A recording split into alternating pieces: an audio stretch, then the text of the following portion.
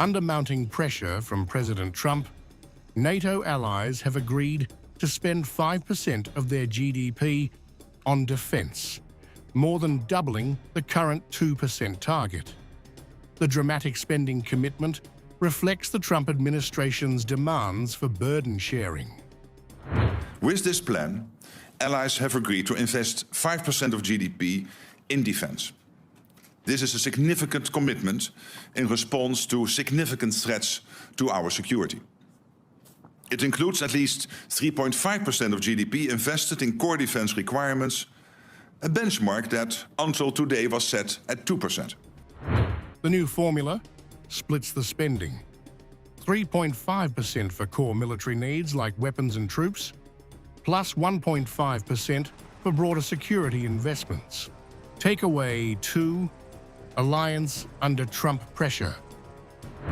Facing what Secretary Rubio called the Trump summit, European allies have capitulated to decades of American demands for equal defense spending.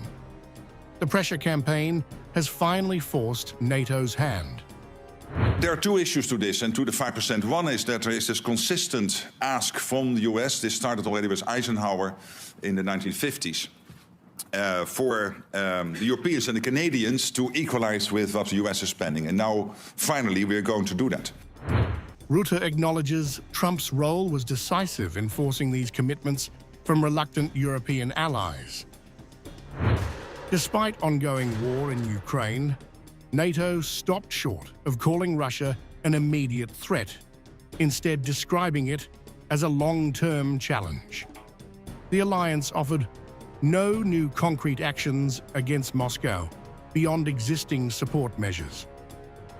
Of course, they are fighting this totally unprovoked war against Ukraine.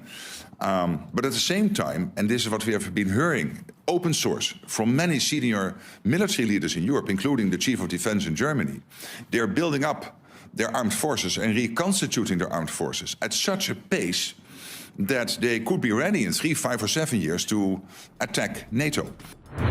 NATO's response remains focused on spending increases rather than immediate military measures against Russian aggression. Ukrainian President Zelensky attended the summit, receiving familiar pledges of continued financial support from NATO allies, but no new military commitments or pathways to membership. Including with over 35 billion euros pledged so far this year, with more to follow. All of this, our aim is to keep Ukraine in the fight today so that it can enjoy a lasting peace in the future. That 35 billion euros for the first half of 2025 maintains existing aid levels but offers no breakthrough in military assistance.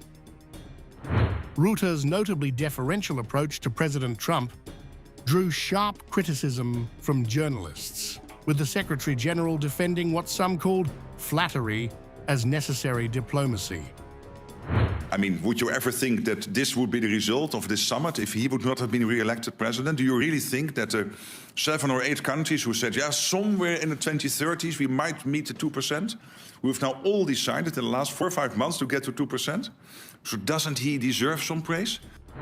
The Secretary General repeatedly assured allies about American commitment while urging them to stop questioning Trump's reliability. The United States is totally committed to NATO. The United States is totally committed to Article 5. How many times do we want them to say this? The massive spending increase promises economic benefits through expanded defense production, though concrete timelines and mechanisms remain unclear. NATO leaders emphasized industrial cooperation and innovation, but provided few specifics on implementation or deadlines. Beyond Europe, Rutte strongly endorsed recent US military strikes on Iranian nuclear facilities, offering effusive praise for American military capabilities.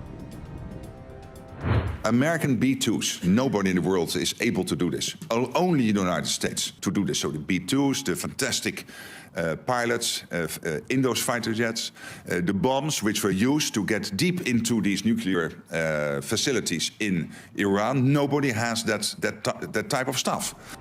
The summit's outcomes reflect Trump's successful pressure campaign on European allies, with NATO prioritizing American demands over immediate security responses to ongoing conflicts.